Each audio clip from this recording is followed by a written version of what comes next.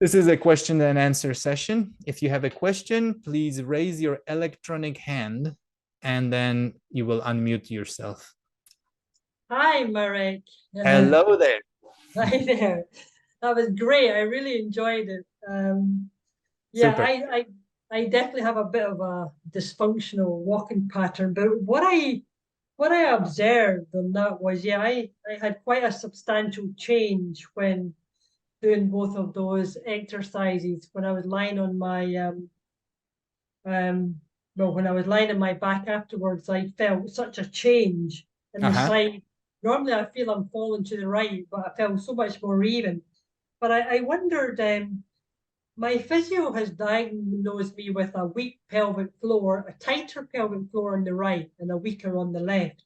Would that, I'm assuming, would that affect my ability to do that heel?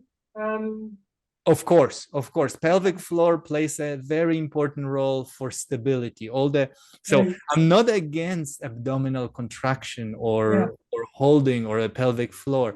It's again, I'm against using mind for holding ourselves because that's always sluggish and it will throw you off. Like walking, the cadence, the speed, the rhythm, there is no time to hesitate and think, oh, am I contracting the right side of my pelvis and the left side of the pelvis? We can observe it.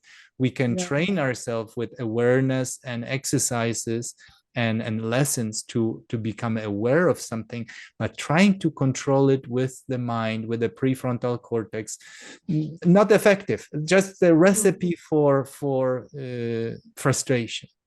But So lovely. So would the pelvic floor naturally then engage on heel strike? Is that when?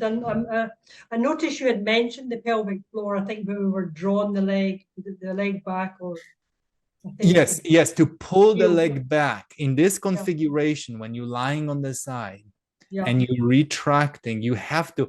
For many of you, I bet that many of you experienced that lengthening most likely was a little easier than coming back. The coming back was like, wait a minute, I already fell on my stomach. How will I pull myself back? So that required strong coordination of all sorts of muscles, not only pelvic floor muscles, but your adductor, inner thigh muscles had to work, abdominals had to work, back extensors, basically muscles that rotate the body from, if you're lying on the right side, from right rotation when you lengthen your left leg to pulling back to right rotation, they have to be active. Yeah. So that's the same when I'm walking. That would be the sort of a.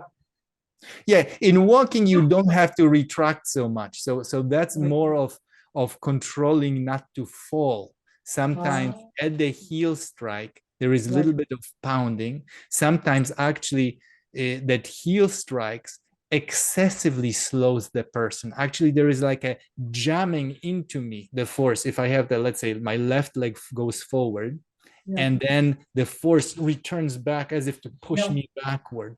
We see that that's not healthy for hip joints, for knee joints, very problematic. So the role of the pelvic floor and abdominals is to also help kind of like a cat to land on the leg, not abruptly, not suddenly, not in a jarring way, but just smooth landing, transforming into, again, push-off, landing, push-off. I think it will be. I think you will find the rest of the course very useful because we'll be talking about this more. Hania. Yeah, thank you. Yes, Marek. Whenever I dorsiflex and noticing, my toes go up because I have the tendons on the top very tight. Yeah. I don't think I do it so much in walking, but what problem would I get if I do it in walking? Yeah, when sometimes we substitute dorsiflexion, which is the flexion of the ankle when you push the heel out, with toe extensors. Toe extensors are smaller muscles. They're not as robust. So when we see that the person is replacing tibialis anterior, the muscle in the front of the shin, with the toe extension, it's kind of what Feldenkrais talk, use big muscles for big work and small muscles for refined work. When we start to drive with the toes, it's replacing small muscles doing big work. So doing smaller, as always, doing smaller movement. Maybe the displacement the amplitude of movement has to be much smaller. But see, we will have a foot lesson in the session, and you know, Hanya, you've done thousands of lessons. All these things like interlacing toe lessons, that would be a wonderful lesson to do variations that we can learn to flex the ankle and extend the toes, keep the toes just passengers, passive of the foot, or even curl toes.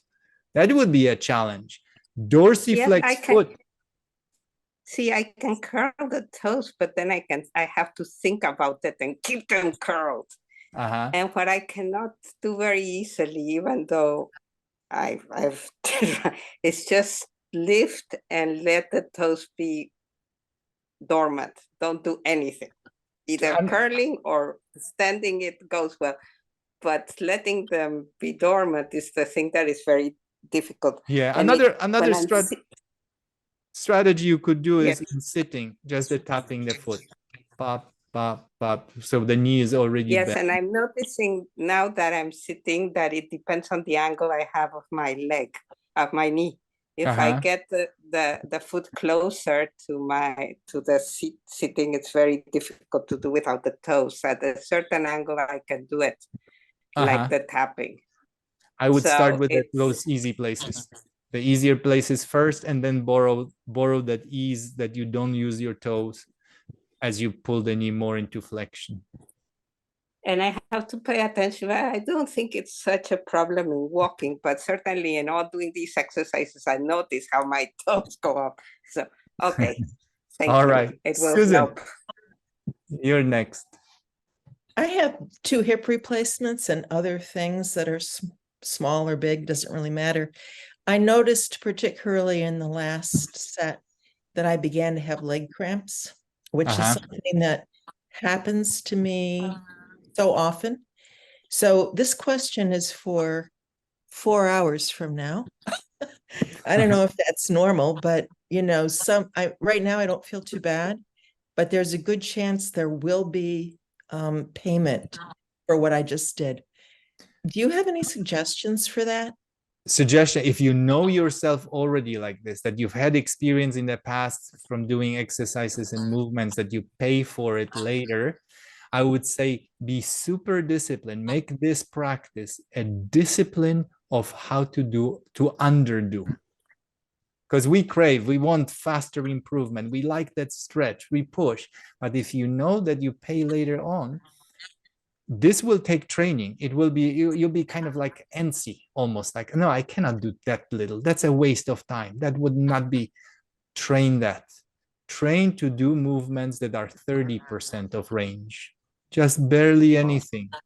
Barely anything. Barely any elongation. Don't go to 3 o'clock. Find like 5 o'clock, 5:15, and 5:30, and do at least 3 different angles, not to stretch the leg in front so much, and learn to, because you will actually get better than making big movements, because it will be harder for you, because to find interest in those minutiae, it's difficult. But when you learn how to work with the self, you will have better responses than making huge movements. You'll become a black belt of Feldenkrais with the refinement of such, like, if I do this, I feel that, and if I do that, oh, that changes. So do smaller, do less. Another thing is make sure that you have minerals, enough minerals, eating banana, potassium when you have cramps. Another thing is sometimes people reduce salt intake completely, which is not a good idea. You need some salt, especially if you're fainting, if you have some kind of low blood pressure, sudden drops of pressure. I've had some clients who completely decided to eat healthy and eliminate all salt, and they were cramping like crazy and even fainting. So they went to the doctor, and the doctor told them, oh, by the way, are you taking salt? And she would say, no, I did not. go get yourself chips, potato chips, and Campbell soup and eat with all that salt because you need some of that. So, of course, Yeah. run it by your cardiologist. But if you have cramps, sometimes the minerals may be insufficient. So there's not a movement to do to undo cramps that would be like leg cramps that would be. When you say leg cramps, is it calf or is it hamstring or where is it? Upper thigh. Upper thigh, upper thigh. What you could do in this configuration is if you have a roller, yeah, you could, instead of having the leg on the floor, which adds extra friction because you need to slide the heel, the inside of the ankle, which sometimes it's cumbersome, put the leg, the thigh on the roller. This will make the movement so much simpler, so much easier. Try that, and maybe that will not ask your muscles to recruit so much to the point of pain or cramps. Thank you. Great. David, you're next. Okay. I noticed that coming down on the right side, that the right hip will sort of collapse a little, and it comes down hard while the left hip sort of supports itself. Mm-hmm. And I wondered whether buttocks exercises would be good. It's almost this, the left hip goes down. No, the right hip goes down, and the left shoulder is where all the problems are, and the right ankle is the thing that was damaged falling down the subway steps. Mm-hmm. Mm-hmm. So, well, so these, you're breaking a little bit, but I got the message. Yes, the work on buttocks. Everything's related, but I wondered what other exercises, whether to build up maybe the pelvic floor, to something so that everything stays stronger in its base, so I don't collapse. I noticed. Well, go ahead. I think I can't hear it. I heard this work. Yeah, go ahead. You're coming with a little delay a little bit, but so now I'll talk. I think what we just did, that retracting the leg, it will be a powerful work to control, to help controlling. So lying on the side and sliding the leg and back, returning back. Gluteal work, very important for stability, because your right glute, when you're swinging the leg forward, what you want to do is to train yourself that you don't strike the floor abruptly, because that probably also shakes your left shoulder every time, because this is the moment where the left arm swings forward. And when there is that abrupt landing, your arm is in flexion, and there is like a little bit yank almost on the shoulder, which would which will create even more laxity and more instability. So we do want to work on smoother initial contact with the floor. That can be done with proper glute work, because glutes decelerate swing. They work in two ways. They work for push-off, for pulling force backward so you can propel yourself forward. But they also, when the leg is swinging forward, they gradually stop the swing. If there is not enough of glute work, it's like a snap of the leg forward and bang, hard hit of the floor.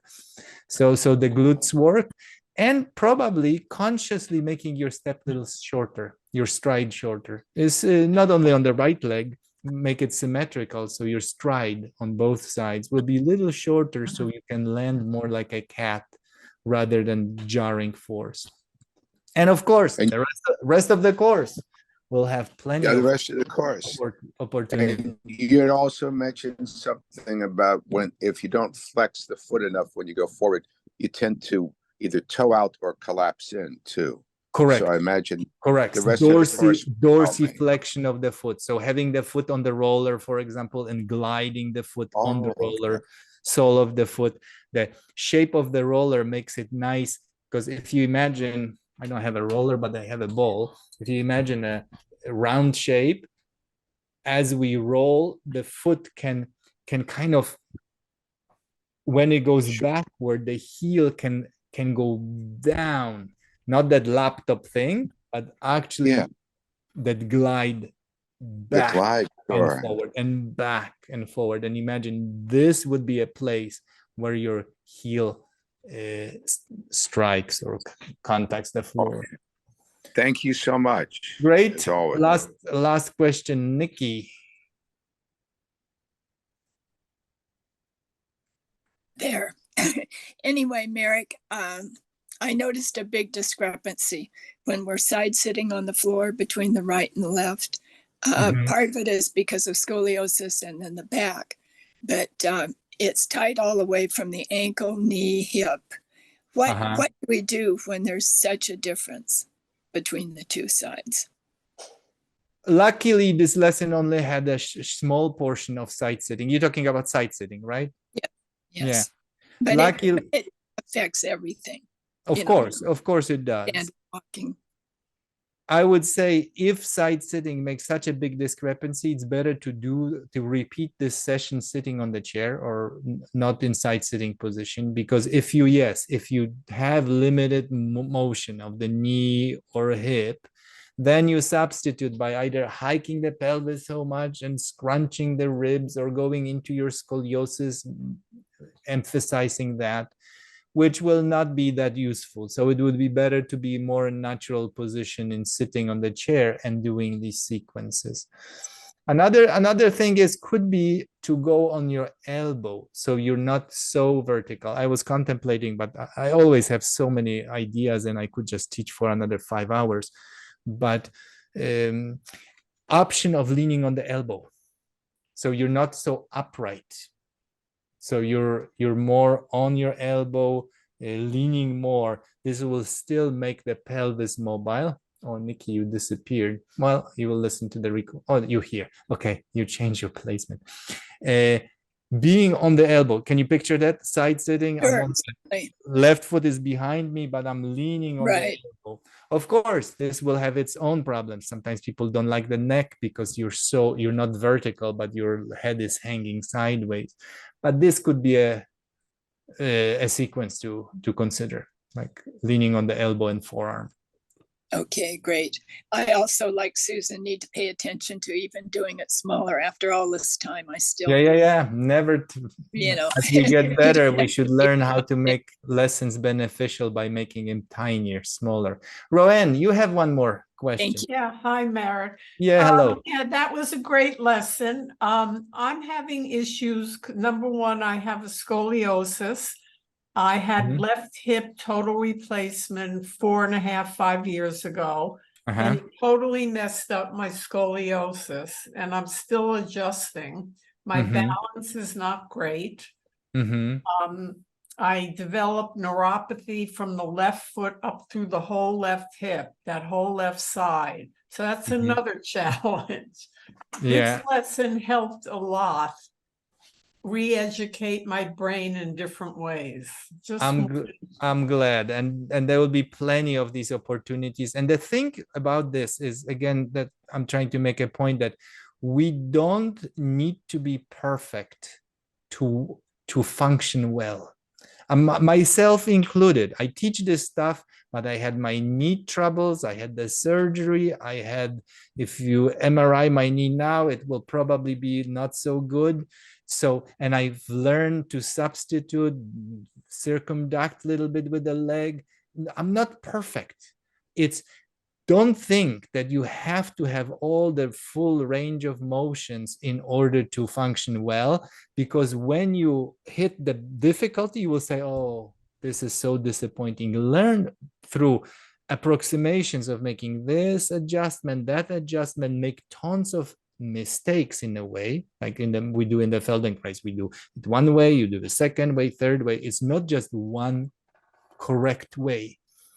And whatever, if you put your mileage, if you keep doing these daily sessions for 30 days, I think there'll be a tremendous change. And the spot is not to make it all perfect. No, I won't have a perfect knee. I just want the functional knee. I want the knee that keeps serving me well, even though when it has its pathology and troubles and sometimes pain even. I want to learn how to use my knee in a way integrating with the whole body that works for me.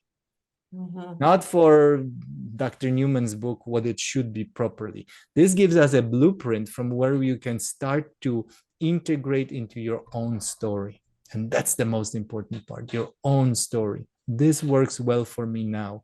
Maybe tomorrow it won't. Maybe I'll need to change and revise my story. But if you learn how to work with yourself, it's really useful and it pays off. Thank you. You're welcome. One of the problems too is I'm a Feldenkrais practitioner, so my kinesthetic sense has been dominant.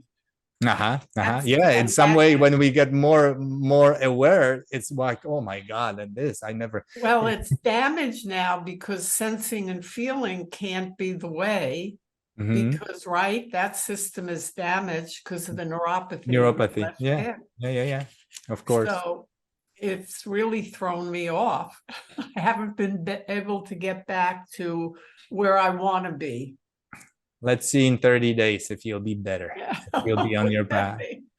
Thank All you. right. I will see everyone next week live, and tomorrow for our video recording. We'll do together something that's based on today's lesson. These will be short, 15-minute or so sessions. Thank you so much.